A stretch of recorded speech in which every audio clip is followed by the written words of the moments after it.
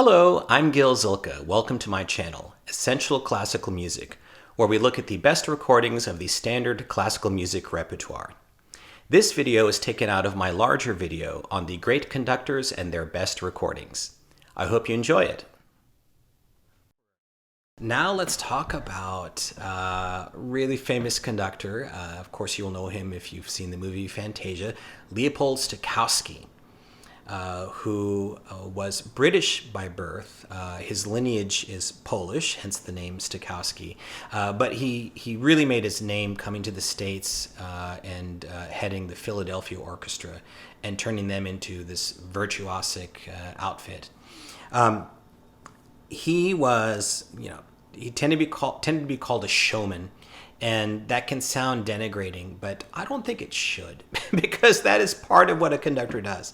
A conductor brings a score to life, and few, if any, conductors ever brought the score more to life than Stokowski. He conducted it with his hands, so he sculpted the music, so it took away from that sort of time beating image that you get with the stick beating thing. With Stokowski, everything was a little bit more free, and so he did really well in romantic repertoire. And one piece with which he was always associated with and left many recordings of is Rimsky-Korsakov's Scheherazade.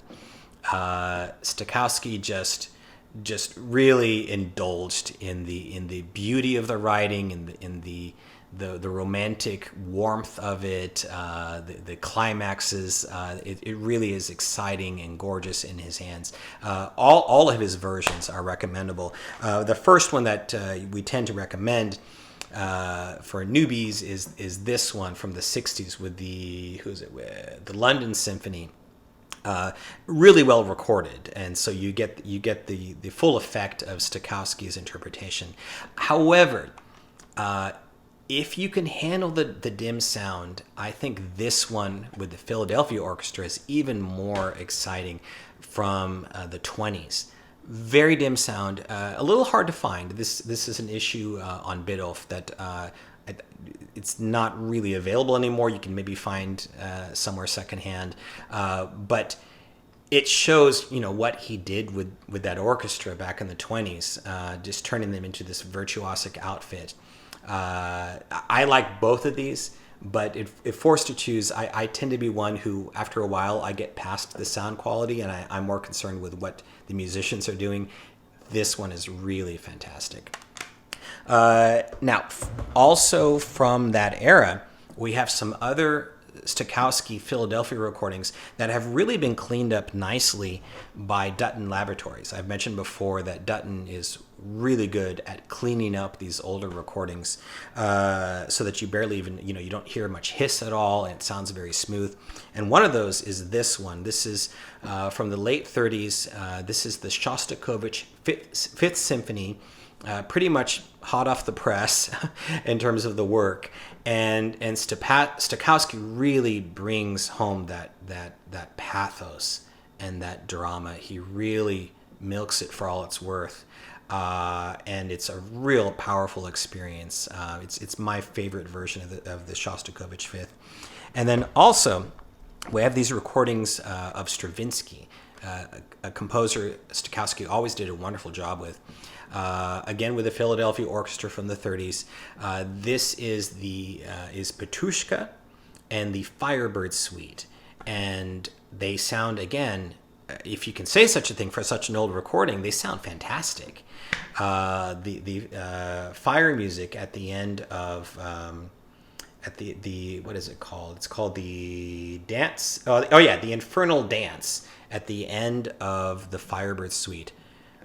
I couldn't believe how good the sound quality is for it, the balances and the engineering, and it's such a powerful performance, very, very powerful and beautiful and sensuous at the same time, which is a wonderful interpretation from someone who can truly be called, I think, a magician on the podium, Stokowski.